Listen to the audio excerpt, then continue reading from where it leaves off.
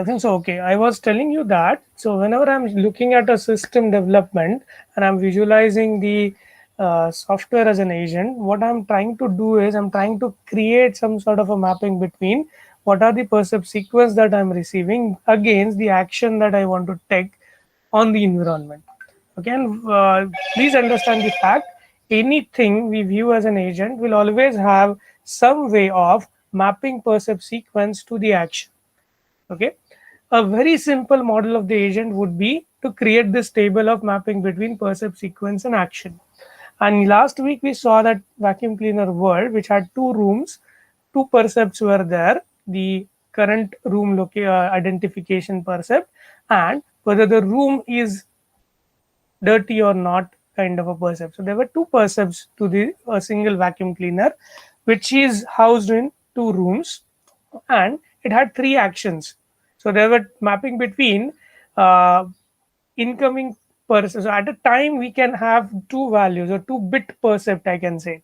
Okay, I would have the room number 1 or 0 as first bit of the percept, and the second bit of percept as whether the current room is dirty or not. So 1 0 kind of. So the 2-bit percept is there, and the corresponding mapping would be onto one of the three actions that I have, either to move from one room to the other, from left to right or right to left, or maybe there could be another action which is to suck the dirt out from the room.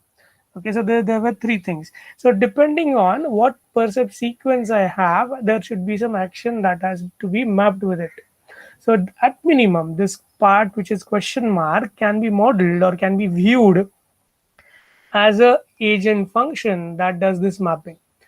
A very simple agent function would be to have a programmed, okay, or hardwired table that has percept sequence to action mapping defined into it forever to be used. That is, it is a fixed mapping.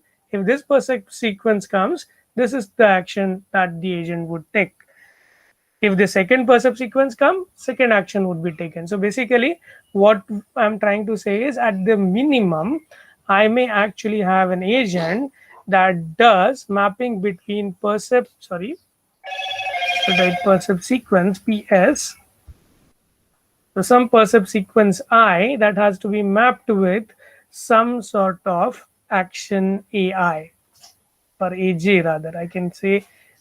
So there in the table I will look for this entry psi, that is percept sequence I, that will be unique entry in the table, that will be the hash of the table or the index of the table, and the corresponding output entry would be the corresponding action, which is some aj action, and that aj action will be performed on the environment. After some time again new percept comes, so that agent which we are looking at right now, or we are envisioning right now, would be having what the input will be a single percept, current percept. So p at time instant say t, at time instant t I'll get a percept. Okay, I will have a percept sequence which will be already there in the agent for time instant t minus 1, which will be constructed, sorry, from, or constructed at time instance t minus 1. So I will append this to this list of already seen percepts. So pst minus 1 get appended with pt, the current percept. मुझे currently environment से क्या signals आ रहे हैं उनके साथ मैं उसको match करूंगा, and then I will have a percept sequence created, which is this, and that will be mapped to some action. Action will be imparted on the environment, and the environment then changes the state.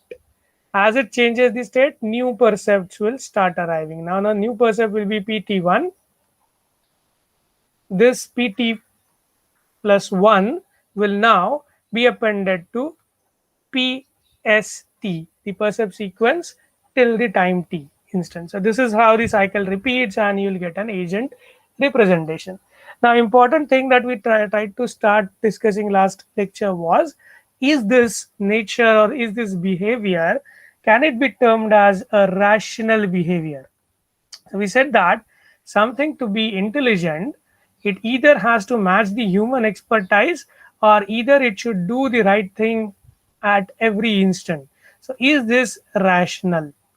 That's the question.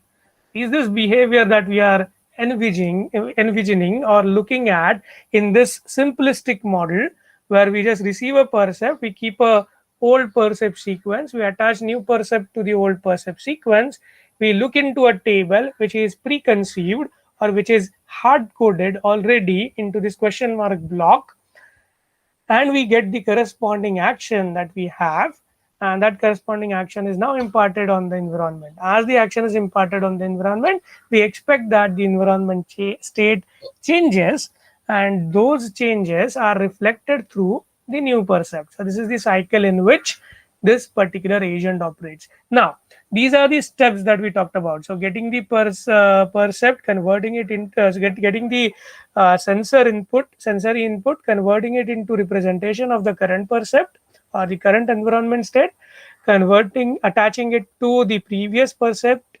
sequence to get the current percept sequence, do the mapping, step number 3.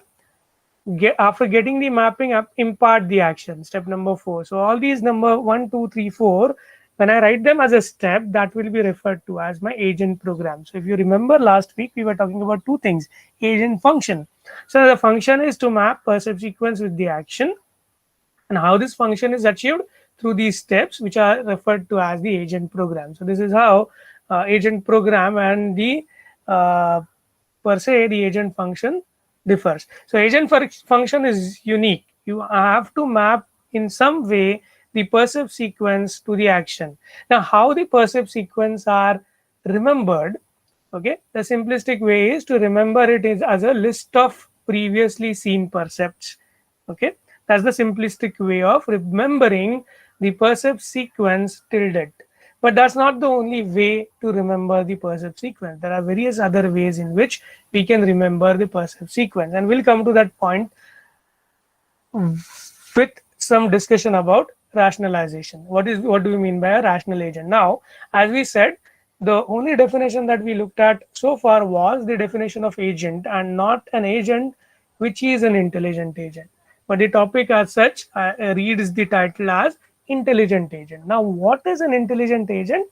Intelligent agent, as described in this chapter or as described in general in any literature that you will follow, is an agent that behaves rationally or that thinks rationally. So we are actually trying to build a software or a system that we are going to term AI because it is behaving rationally.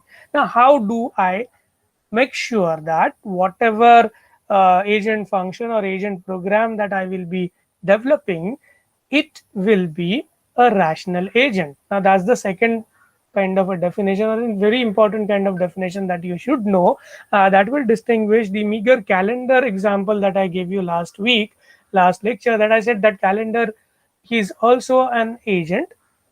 Fan is also an agent. I remember that I gave you two examples. One is the wall calendar, second example was the fan, and the third example was the calendar like a Google calendar, which is software calendar. Okay, so we'll again and again take these examples and see to it whether are they rational, are they intelligent. That is, so whenever I say rational agent, I'm talking about intelligent agent. Okay, no more I'm talking about just an entity that perceives the